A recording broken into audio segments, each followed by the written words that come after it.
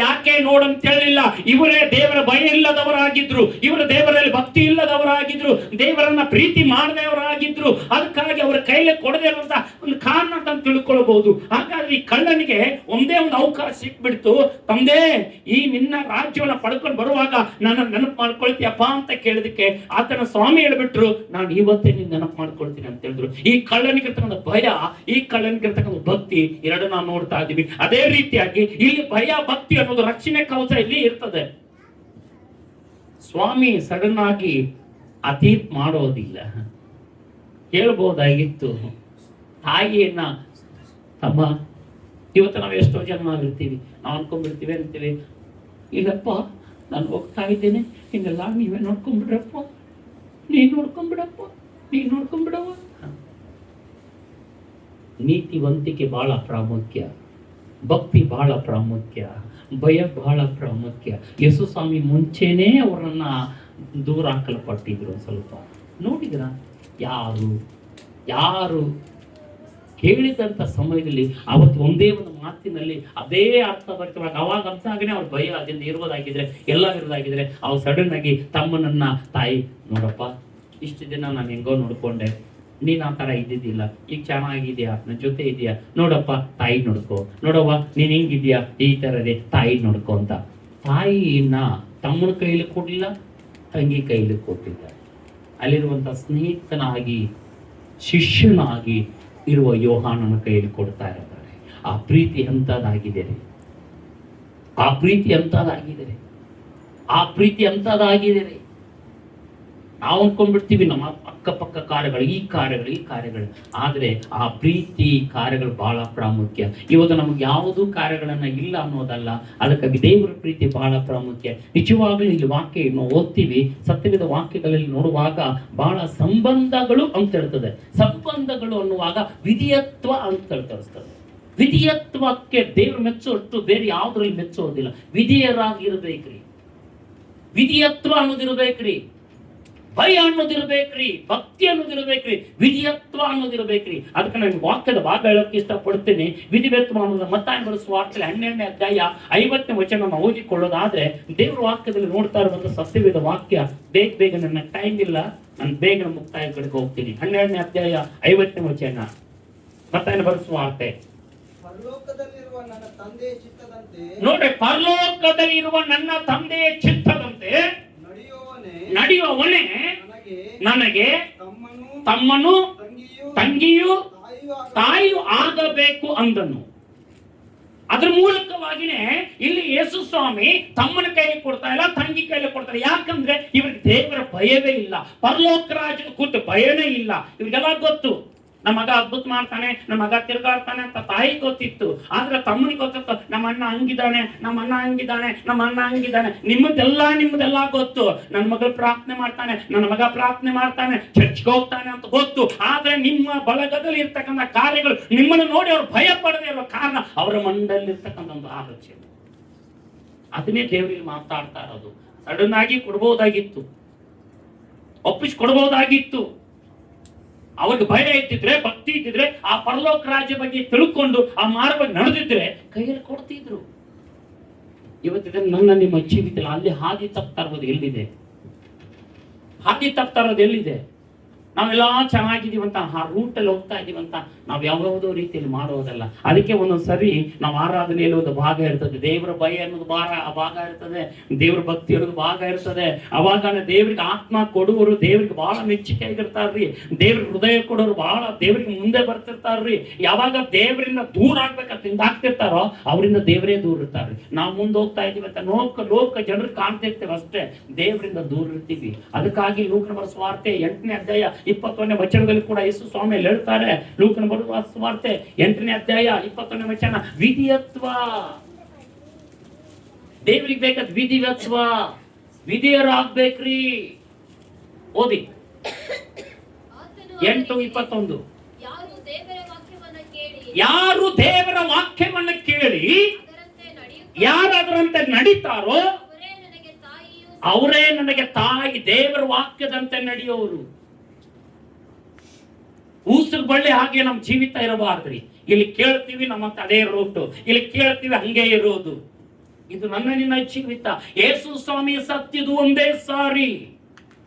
ಯೇಸು ಸ್ವಾಮಿ ಬರುವುದು 2 ಸಾರಿ. 1 ಸಾರಿ ನನಗೆ ನಿನಗೆ ರಕ್ಷಣೆಯ ಮಾರ್ಗವನ್ನು ತೋರಿಸೋದಕ್ಕಾಗಿ, ನಾನು ನೀನು ತಪ್ಪುಗಳನ್ನು ತಿದ್ದುದಕ್ಕೋಸ್ಕರವಾಗಿ ಪರಲೋಕದಿಂದ ಭೂಮಿಗೆ ಬಂದವರು. 2ನೇ ಸಾರಿ ಬರುವುದು ನನಗೂ ನಿನಗೂ ನ್ಯಾಯ ತೀರ್ಪಿನಲ್ಲಿ ನನಗೂ ನಿನಗೂ ಲೆಕ್ಕ ಹೇಳುವುದಕ್ಕಾಗಿ. ಆತನ ನ್ಯಾಯ ಯಜಮಾನನಾಗಿ, ಒಡೆಯನಾಗಿ, ಒಬ್ಬ ರಕ್ಷಕನಾಗಿ ಬಂದು ನಮಗೆ ನ್ಯಾಯವನ್ನು ಕೊಡಕ್ಕೆ ಬರ್ತಾನೆ. ಆ ದಿನ ಬರುವಂತ ದಿನಗಳಲ್ಲಿ ನಾನು ನೀನು ಎಚ್ಚರಿಕೆ ಉಳ್ಳವರಾಗಿರಬೇಕು. ಹಲ್ಲೆಲೂಯಾ. ನಮ್ಮಲ್ಲಿ ವಿಧೇಯತ್ವವಾಗಿದೆ. ದೇವರ ವಾಕ್ಯದಂತೆ ನಡೆಯುವುದು, ಆ ನಡೆಯುವಂತ ಭಾಗ ನಮ್ಮಲ್ಲಿ ಇದೆಯಾ?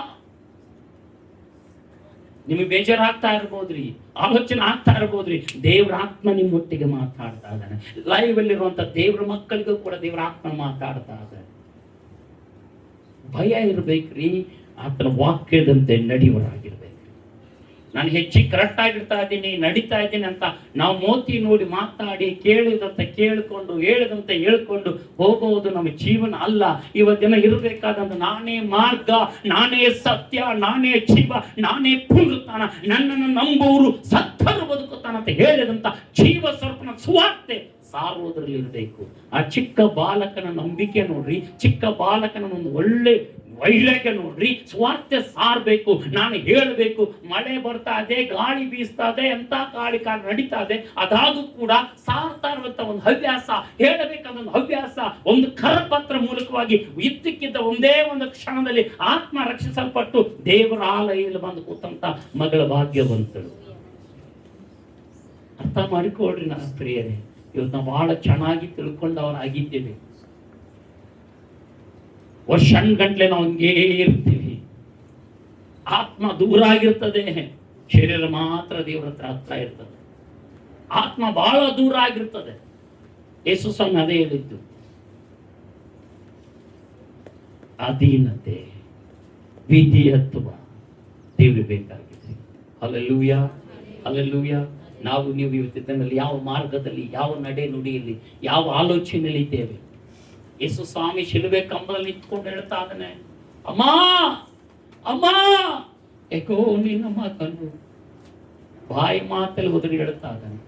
ಆ ಆಗ್ತಾ ಇಲ್ಲ, ತಾಡ್ಕೊಳಕ್ ಆಗ್ತಾ ಇಲ್ಲ. ಅಂತ ಒಂದು ದುಃಖಿನಲ್ಲಿ ಕೂಡ ತಾಯಿನ ಮರಿತಾ ಇಲ್ಲ. ತಾಯಿನ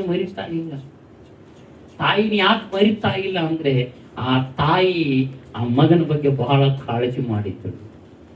ಚಿಕ್ಕ ಬಾಲ್ಯದಲ್ಲಿದ್ದಾಗ ತಾಯಿ ಮಗನನ್ನ ಬಹಳ ಕಾಳಜಿ ಮಾಡ್ತಾ ಇದ್ದಳು. ಎಷ್ಟೋ ಹಿಂಸೆಗಳು ಬಂದ್ರು, ಎಷ್ಟೋ ಕಷ್ಟಗಳು ಬಂದ್ರು, ಎಷ್ಟೋ ಬಾಧೆಗಳು ಬಂದ್ರು, ಎಷ್ಟೋ ಹೋರಾಟಗಳು ಬಂದ್ರು, ಅದೆಲ್ಲ ಸಹಿಸಿಕೊಂಡು ಜನ್ಮ ಕೊಟ್ಟಿದ್ದಳು. Hallelujah, hallelujah. ಅದಕ್ಕೆ ಗಂಡು ಮಕ್ಕಳಿಗೆ ಬಹಳ ಜಾಗೃತಿ ಇರ್ತದೆ ತಾಯಿ ತಂದೆ ಬಗ್ಗೆ. ಗಂಡು ಮಕ್ಕಳಿಗೆ ಬಹಳ ಜಾಗೃತಿ ಇರ್ತದೆ. ಹೆಣ್ಣು ಮಕ್ಕಳಿಗೆ ಇರ್ತಕ್ಕಂಥ ನೀವು ಹೋಗುವಂತ ತವರು ಮನೆ ಬಿಟ್ಟು ಗಂಡು ಮನೆಗೆ ಹೋಗುವಂತ ಅಲ್ಲಿ ಇರ್ತಕ್ಕಂಥ ಜಾಗೃತಿ ನಿಮ್ಗಿರ್ತದೆ. ನೀವು ಗಂಡು ಮಕ್ಕಳಾದವರು ನಿಮ್ಮ ತಾಯಿ ತಂದೆಯನ್ನ ಸನ್ಮಾನಿಸಿದ್ರೆ ನಿಮಗೆ ಬೆಳಕ ಕಾಣ್ತೀರ. ಬೈಬಲ್ ಹೇಳ್ತದೆ, ನಾನು ಹೇಳ್ತಾ ಇಲ್ಲಪ್ಪ. ಸತ್ಯವೇದ ಹೇಳ್ತದೆ, ನೀವು ಹೇಗೆ ನಿಮ್ಮ ತಾಯಿ ತಂದೆಯನ್ನ ಸನ್ಮಾನಿಸ್ತೀರೋ ಹಾಗೆ ಸನ್ಮಾನ ದೇವರು ಕೊಡುವನಾಗಿದ್ದ.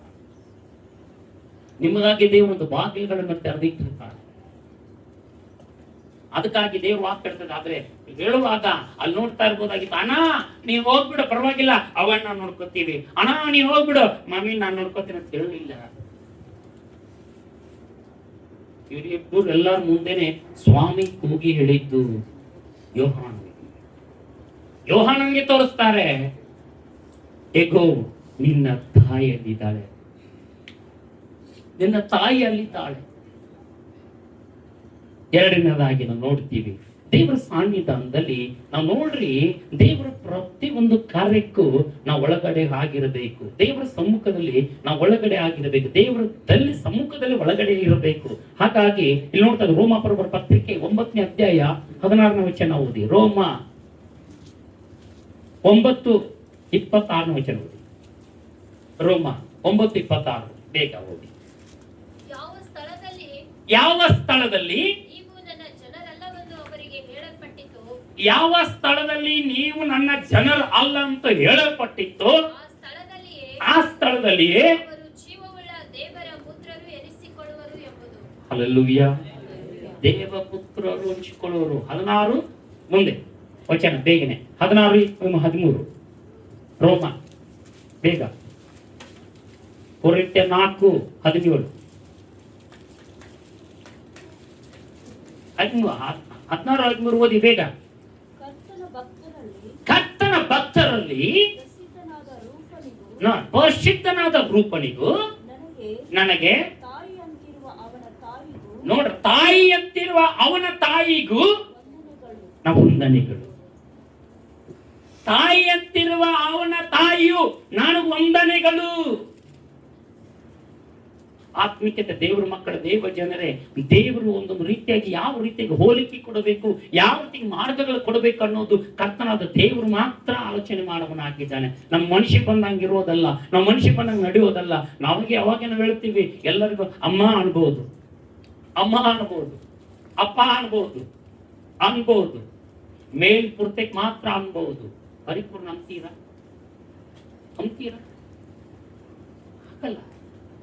ಆಗಲ್ಲ. ಅದಕ್ಕೆ ದೇವ್ರು ಹೇಳ್ತಾ ಇರೋದು, ನಿಮ್ಮಲ್ಲಿರ್ತಕ್ಕಂಥ ಆತ್ಮೀಯತೆ ಒಳಗಡೆಯಿಂದ ಬರಬೇಕು, ಅದು ಆತ್ಮದಿಂದ ಒಳಗಡೆ ಬರಬೇಕು. ಅವನ ತಾಯಿ ನನ್ನ ತಾಯಿ ಹಾಗೆ, ನನ್ನ ತಾಯಿ ಅವನ ತಾಯಿ ಹಾಗೆ. ಆ ತಾಯಿ ಭಾವನೆ ಇರಬೇಕು. ಆವಾಗನೇ ದೇವ್ರ ಆತ್ಮನ ಆ ಕಾರ್ಯಗಳು ಮಾಡಕ್ ಹೋಗೋದು. 1 ಕೊರಿಂಥ್ಯ 4 ಓದಿ ಬೇಗನೆ 13. ಈ ನಿಮಿತ್ತದಿಂದ ದೇವರಲ್ಲಿ ನನ್ನ ಮಗನಾದ ತಿಮೋತಿಯನ್ನು ನಾನು ಯಾರ ಬಳಿಗೆ ಕಳಿಸ್ತಾ ಇದ್ದೆ? ನಿಮ್ಮ ಬಳಿಗೆ ಕಳಿಸಿಕೊಡುತ್ತೇನೆ. ಅವನು ನನಗೆ ಬಹಳ ಪ್ರಿಯನು, ಆತ ನನ್ನ ನಂಬಿಗಸ್ತನಾಗಿದ್ದಾನೆ. ಹಲ್ಲೆಲೂಯಾ. ಒಪ್ಪಿಸಿಕೊಡೋದಾದ್ರೆ ಒಬ್ಬರ ಕೈಯಲ್ಲಿ ಒಪ್ಪಿಸಿಕೊಡೋದು ಇದಕ್ಕೆ ಕಾರಣ. ಸುಮ್ಮನೆ ಒಪ್ಪಿಸಿಕೊಡೋಕ್ಕಾಗೋದಿಲ್ಲ. ನಾನು ನೋಡ್ಕೊಳ್ತೀನಿ ಬಿಡು, ನಾನು ನೋಡ್ಕೊತೀನಿ ಬಿಡು, ನಾನು ನೋಡ್ಕೋತೀನಿ. ಯಾರು ನೋಡ್ಕೊಳಕ್ಕಿಲ್ಲ? ನಾನು ಒಂದು ಕಡೆ ಕೇಳಿದೆ, ಸುದ್ದಿ ಕೇಳಿದೆ, ಇಲ್ಲ ನಮ್ಮ ಮಕ್ಕಳನ್ನ ನಿಮ್ಮ ಮಕ್ಕಳು ಇದಕ್ಕೆ ಹಾಕ್ತೀವಿ, ಸ್ವಲ್ಪ ನೀವು ನಮ್ಮ ಮಕ್ಕಳನ್ನ ನೀವು ನೋಡ್ಕೊಳ್ಬೇಕ್ರಿ, ನಿಮಗೆ ಪೇಮೆಂಟ್ ಕೊಡ್ತೀವಿ ಅಂತ ಹೆತ್ತ ತಾಯಿ ತಂದೆ ಅವ್ರ ನೌಕರಸ್ಥರಾಗಿರೋದ್ರ ಮೂಲಕವಾಗಿ ಹೆತ್ತ ತಾಯಿ ತಂದೆ ಅವ್ರ ಕೆಲಸಕ್ಕೆ ಹೋಗ್ತಾ ಇದ್ರಂತೆ. ಇಲ್ಲಿ ಮನೆಯಲ್ಲಿ ಕೆಲಸ ಮಾಡುವಂತ ಬೇರೆ ಕಡೆ ಒಂದು ನಡೆದಂತ ಸುದ್ದಿ ಇದೆ, ಬೇರೆ ಇದರಲ್ಲಿ. ಅದು ಹೆತ್ತ ತಾಯಿ ತಂದೆ ಕೆಲಸಕ್ಕೆ ಹೋದಾಗ ಈ ಮಕ್ಕಳನ್ನ ಸಾಕೋದಕ್ಕೋಸ್ಕರವಾಗಿ ಈ ಮನೆಯಲ್ಲಿ ಆ ಹೆಣ್ಮಗಳಿದ್ರಂತೆ. ಈ ಹೆಣ್ಮಗಳು ಸಾಕೋದಕ್ಕೋಸ್ಕರವಾಗಿದ್ದಾಗ ಅವ್ರಿಗೆಲ್ಲ ತಿನ್ನೋಕೆ ಅದೇ ತಂದಿದ್ದಾಗ ಇವಳೆ ತಿಂದು ಆಗ್ ಮಾಡಿ ಸುಮ್ಮನೆ ಇರ್ತಿದ್ರಂತೆ. ಮಕ್ಕಳು ತಿಂದ್ರು ಅಂತಿದ್ರಂತೆ. ಆ ತಾಯಿ ಪ್ರೀತಿ ಮಾಡಿದಾಗೆ, ಆ ತಂದೆ ಪ್ರೀತಿ ಮಾಡಿದಾಗೆ ಈ ಮಕ್ಕಳನ್ನ ಸಾಕಾಗತ್ತಾ? ಪ್ರೀತಿ ಮಾಡಕ್ಕಾಗತ್ತಾ? ಮಾಡ್ಲಿಲ್ಲ. ಯಾರ ಕೈಲಿ ಒಪ್ಪಿಸ್ಬೇಕಂತ ದೇವರಿಗೆ ಕೂಡ ಗೊತ್ತು. ಪೌಲ ಹೇಳ್ತಾ ಇದ್ದಾನೆ, ನನ್ನ ಮಗನ ತಿಮೋತಿಯೇ ನಾನು ನಿನ್ನ ಬಳಿಗೆ ಕಳಿಸ್ತಾನೆ. ಸುಮಾರು ಬಳಿಗೆ ಸ್ವಾಮಿ ಕಳಿಸ್ಕೊಟ್ಟಿದ್ದಾರೆ, ಸುಮಾರು ಬಳಿಗೆ ಯೇಸು ಸ್ವಾಮಿ ಬಗ್ಗೆ ಗೊತ್ತಿಲ್ಲ. ಶಿಲ್ಬೆ ಕಂಬದ ಮೇಲೆ ಒಂದೇ ಸಾರಿ ಏರಿದ್ದು ಸ್ವಾಮಿ ಅಂತಾನೆ ಪದೇ ಹೇಳಕ್ ಇಷ್ಟಪಡ್ತೀನಿ. ರಕ್ಷಿಸಲ್ಪಡೋದಕ್ಕೋಸ್ಕರವಾಗಿ ದಿನನಿತ್ಯ ಕಿವಿಗೆ ಬೀಳ್ತಾ ಇರ್ತದೆ. ಬೀಳೋದಿಲ್ಲ ಅನ್ನೋರು ಕಿವುಡರಾಗಿರ್ತಾರೆ, ಗೊತ್ತಿಲ್ಲ ಅನ್ನೋರು ಮಂದ ಬುದ್ಧಿಯವರಾಗಿರ್ತಾರೆ. ನಿಜನಾ? ಅರ್ಥ ಮಾಡ್ಕೊಳ್ಬಹುದು. ನಮ್ಗೆ ಗೊತ್ತಿಲ್ಲ. ನಿನ್ನ ಜೀವನಕ್ಕೆ ಬರೆಯೋ ಒಂದೇ ಒಂದು, ಆ ಕಳ್ಳನ್ನು ಶಿಲ್ವೆ ಮೇಲೆ ನಿಂತ್ಕೊಂಡಾಗ ಕೇಳಿದ್ರು ಒಂದೇ ಒಂದು, ನಿನ್ನ ನೀನ್ ರಕ್ಷಿಸ್ಕೋ, ನಮ್ಮನ್ನು ಕೊಟ್ಟು ರಕ್ಷಿಸ. ಈಗಲಾದ್ರಾಗಿಲ್ವಾ? ಇವತ್ತೆಷ್ಟೋ ಜನರು ನೋಡ್ರಿ, ಸೇವಕರನ್ನ ಯಾರಾದ್ರೂ ಬೈತಿದ್ರೆ ಸುಮ್ಮನೆ ಕೂತ್ಕೊಂಡಿರ್ತಾರೆ. ಬೈದ್ಬಿಟ್ಟು ನಮ್ಗೆ ಆಗ್ತದೆ. ವಿಶ್ವಾಸಿನ ಯಾರಾದ್ರೂ ಬೈತಿದ್ರೆ, ಏನ್ ಚರ್ಚ್ಗೆ ಹೋಗ್ತೀವ, ಏನ್ ಮಾಡ್ತೀವಿ ಬಿಡ್ರಿ ನಾವು ತಂದಾಗ ಅವಾಗ ಸುಮ್ಮನೆ ಬಿಡ್ರಿ. ಅವ್ರವ್ರ ದೇವ್ರ ವಾಕ್ಯದಲ್ಲಿ ಅವ್ರವ್ರ ಪ್ರಾರ್ಥನೆಗೆ ಮಾಡ್ತಾ ಇದಾರ, ಸುಮ್ಮನೆ ಯಾಕ್ರಿ ಅನ್ನೋದಿಲ್ಲ, ಹೇಳೋದಿಲ್ಲ, ಅವ್ರವ್ರಿಗೆ ಹೇಳೋದಿಲ್ಲ. ಅದ್ರ ಬೈಯುವಾಗ, ಅವ್ರಿಗೆ ಅದ್ರ ಬಗ್ಗೆ ಮಾತಾಡುವಾಗ, ಅದ್ರ ಬಗ್ಗೆ ಗುಣಗುಟ್ಟುವಾಗ, ಹಾಗಾದ್ರೆ ದೇವ್ರ ಮೇಲೆ ಎಷ್ಟು ನಾವು ಕಾಳಜಿ ಇದ್ದೇವೆ, ದೇವ್ರ ಮೇಲೆ ಎಷ್ಟು ಪ್ರೀತಿ ಇದ್ದೇವೆ, ದೇವ್ರ ಮೇಲೆ ಎಷ್ಟು ಭಯ ಇದ್ದೇವೆ, ದೇವರಿಗೆ ಎಷ್ಟು ವಿಧೇಯರಾಗ್ತಾ ಇದ್ದೇವೆ, ಅದು ಒಳಗಡೆ ಎಷ್ಟು ಹೃದಯ ಒಳಗಡೆ ಇದೆ, ಅದನ್ನ ಆಳವಾಗಿ ತಿಳಿದುಕೊಳ್ಳುವರಾಗಿದೆ. ಸುಮ್ಮನೆ ಅಲ್ಲ, ನಾನು ಸತ್ಯವೇದ ಮಾತುಗಳನ್ನ ಹೇಳ್ತಾ ಇದ್ದೇನೆ. ಬೇಗ ನನಗೆ ಟೈಮ್ ಇಲ್ಲ, ಅದನ್ನ ನಿಮಗೆ ಟೈಮ್ ಕೊಡೋಕೆ ಇಷ್ಟಪಡ್ತಾರೆ. ಮುಂದಿನವರಿಗೆ ಅವಕಾಶ ಇದೆ. ಹಲ್ಲೆಲೂಯಾ. ಇಲ್ಲಿ ಬೇಗ ನಾನು ಮುಕ್ತಾಯ ಕಡೆಗೆ ಬರ್ತೀನಿ. ಇಲ್ಲಿ ವಾಕ್ಯ ಹೇಳ್ತದೆ ನೋಡ್ರಿ, ಯಾವ ಒಂದಾಗಿರ್ತಾರೆ, ಒಂದಾಗಿ ನಡೆಯುತ್ತದೆ ಹೇಳುವಾಗ ಇಲ್ಲಿ ವಾಕ್ಯ ಎಫೆಸೀಯ 3:15 ವಚನ ಹೋದ್ರಿ. ಬೇಗ.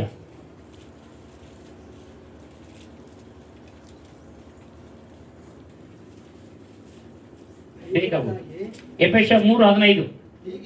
ಹೀಗಿರಲಾಗಿ ಯಾವ ತಂದೆಯಿಂದ ಭೂಪರಲೋಕಗಳಲ್ಲಿರುವ ಪ್ರತಿ ಜನವು ನೋಡಿ, ಯಾವ ತಂದೆಯಿಂದ ಭೂ ಪರಲೋಕದ ಪ್ರತಿ ಜನರು ಹೆಸರು ತೆಗೆದುಕೊಳ್ಳುತ್ತಾರೋ ಅವ್ರ ಹೆಸರು ತೆಗೆದುಕೊಳ್ತಾರೋ ಅವರ ತಂದೆ ಮುಂದೆ ನಾನು ಮೊಣಕಾಲೂರಿಕೊಂಡು ನೀವು ದೇವರಾತ್ಮನ ಮೂಲಕ ಅಂತರ್ಯದಲ್ಲಿ ವಿಶೇಷ ಫಲ ಹೊಂದಿದವರಾಗುವ ಹಾಗೆಯೂ ಕ್ರಿಸ್ತನ ನಿಮ್ಮ ನಂಬಿಕೆ ಮೂಲಕ ನಿಮ್ಮ ಹೃದಯಗಳಲ್ಲಿ ವಾಸ ಮಾಡುವ ಹಾಗೆಯೂ ಆತನು ಆತನ ಮಹಿಮಾ ಅತಿಶಯವನ್ನು ಅನುಗ್ರಹಿಸಲಿ. ಹಲ್ಲೆಲೂಯಾ. ನಿಮಗೆ ಅದು ಕೊಡಲಿ, ಅದು ನಿಮಗಿರಲಿ, ಅದು ನಿಮಗೆ ಬರಲಿ. ಒಂದಾಗಿರುವುದಕ್ಕೆ ಅದು ನಿಮ್ಮೊಳಗಡೆ ಬರಲಿ. ಖಂಡಿತವಾಗಿ ನಾನು ನಿಜವಾಗ್ಲೂ ಹೇಳ್ತೀನಿ, ಸತ್ಯವೇದ ವಾಕ್ಯದ ಪ್ರಕಾರವಾಗಿ ನನಗೆ ಒಂದೇ ಒಂದು ದೇವರ ಭಯ ಮಾತ್ರ, ಯಾವ ಮನುಷ್ಯರ ಭಯ ನನಗಿಲ್ಲ. ಇತ್ತಿತ್ತಲಲ್ಲಿ ನನಗೆ ಏನೋ ಆಲೋಚನೆ ಹೇಳೋದಲ್ಲ, ಯಾವ ಭಯ ಇಲ್ಲ, ನನ್ನ ದೇವರ ಭಯ ಒಂದೇ ಇದೆ, ವಾಕ್ಯ ಭಯ ಒಂದೇ ಇದೆ. ಈ ಕಿವಿಯಿಂದ ಕೇಳಬೇಕು, ಈ ಕಿವಿಯಿಂದ ಬಿಡಬೇಕಷ್ಟೇ ಇವಾಗ. ದೇವ್ರ ವಾಕ್ಯ ಏನ್ ಹೇಳುತ್ತೋ ಅದೇ ನಡಿಬೇಕಷ್ಟೇ. ನೀನು ದೇವ್ರಿಗೆ ಭಯ ಪಡೋದಾದ್ರೆ ದೇವ್ರ ನಿನ್ ಜೊತೆ ಇರ್ತಾರೆ. ದೇವ್ರ ವಾಕ್ಯಕ್ಕೆ ನೀನು ಭಯ ಪಟ್ಟು ಕೆಟ್ಟದನ್ನು ತೊರೆದು ಬಿಡೋದಾದ್ರೆ ದೇವ್ರ ನಿನ್ ಜೊತೆ ನಡೀತಾರೆ. ಅದಕ್ಕೆ ಹೇಳ್ತಾ ಇರುವಂತ ವಚನ, ಹೊಡಿತಾರೆ, ಬಂಧನಗಳನ್ನು ಬಿಚ್ಚುತ್ತಾರೆ, ಕಟ್ಟೆಗಳನ್ನು ಹೊಡಿತಾರೆ. ನೋಡ್ರಿ, ಕಟ್ಟೆಗಳನ್ನು ಹೊಡಿತಾರೆ ಅನ್ನೋದಾದ್ರೆ ಇಲ್ಲಿ ವಾಕ್ಯ ನಾವು ನೋಡ್ತಾ ಇದೀವಿ. ಸತ್ಯವೇದ ವಾಕ್ಯದಲ್ಲಿ ಎಫೆಸ 2ನೇ ಅಧ್ಯಾಯ 19ನೇ ವಚನ ನೋಡ್ರಿ, ಎಲ್ಲ ಒಡಕುಗಳು ಹೊಡಿತಾರೆ, ಮುರಿತಾರೆ. ಎಫೆಸ 2ನೇ ಅಧ್ಯಾಯ 19ನೇ ವಚನ, ಹೀಗಿರಲಾಗಿ ನೀವು ಆಗಿರದೆ ನೀವು ದೇವ ಜನರೊಂದಿಗೆ ಏನಾಗಿರ್ಬೇಕ್ರಿ? ದೇವ ಜನರೊಂದಿಗೆ ಒಂದೇ ಸಂಸಾರದವರು, ಒಂದೇ ಕುಟುಂಬದವರು, ದೇವರ ಮನೆಯವರೂ ಆಗಿದ್ದೀರಿ. ಇದ್ದೀರಾ? ನಾವು 7 ಮಾತು ಬಹಳ ಚೆನ್ನಾಗಿ ಕೇಳುತ್ತೀವಿ. ಒಂದೇ ಮನೆಯವರು. ನಮ್ಮ ಬೇರೆ ಬೇರೆ ಮನೆಗಳಿದೆ, ಊರುಗಳು ಬೇರೆ ಬೇರೆ ಇದೆ, ಏರಿಯಾಗಳು ಬೇರೆ ಬೇರೆ ಇದೆ.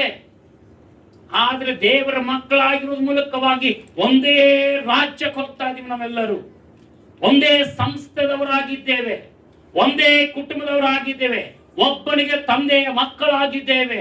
ನಮ್ಮ ತಂದೆಗಳು ಮನೆಯಲ್ಲಿ ಬೇರೆ ಬೇರೆ ರೀತಿಯ ನಮ್ಮ ತಂದೆಗಳು ಇದ್ದಾರೆ. ಅದಾಗೂ ಕೂಡ ಭೂಲೋಕದ ತಂದೆಗಳು, ಪರಲೋಕದ ತಂದೆ ಒಬ್ಬನೇ ಆಗಿದ್ದಾನೆ. ಆತನಿಗೆ ನಾವೆಲ್ಲ ಒಂದೇ ಆಗಿದ್ದೇವೆ. ಆ ಭಾವನೆ ಉಳ್ಳವರಾಗಿದ್ದೀವ, ಆ ಮನಸ್ಸು ಉಳ್ಳವರಾಗಿದ್ದೀವ, ಅದು ದೇವ್ರು ಬೇಕಾಗಿದೆ. ಆ ಒಂದೇ ಆಗಿರೋದು ಯೇಸು ಸ್ವಾಮಿ, ಯೋಹಾನನು ಒಂದೇ ಆಗಿದ್ರು. ಒಂದೇ ಆಗಿದ್ದಕ್ಕೆ ಯೇಸು ಸ್ವಾಮಿ ತಾಯಿಯನ್ನ ತೋರಿಸ್ತಾನೆ, ಯೋಹಾನನಿಗೆ ತಾಯಿಯನ್ನ ತೋರಿಸ್ತಾನೆ, ತಾಯಿಗೆ ಯೋಹಾನನ ತೋರಿಸ್ತಾನೆ. ಒಂದೇ ಆಗಿರೋದು ಮೂಲಕವಾಗಿ. ಒಂದೇ ಆಗಿರೋದಿದ್ರೆ ತೋರಿಸ್ತಾ ಇದ್ದಿದ್ದಿಲ್ಲ. ಏನಾಗ್ತಿತ್ತು ಆಗ್ಲಿ ಬಿಡಿ, ಏನ್ ನಡೀತಿದ್ ನಡೀಲಿ ಬಿಡ ಅಂತಿದ್ದ. ಒಂದೇ ಆಗಿದ್ದ, ದೇವರ ವಾಕ್ಯದಲ್ಲಿ ಒಂದೇ ಆಗಿದ್ದ, ದೇವರ ಮಾತಿನಲ್ಲಿ ಒಂದೇ ಆಗಿದ್ದ, ಪರಲೋಕದ ವೇಷಕ್ಕೆ ಒಂದೇ ಆಗಿದ್ದ. ಅಲ್ಲೂಯ್ಯ.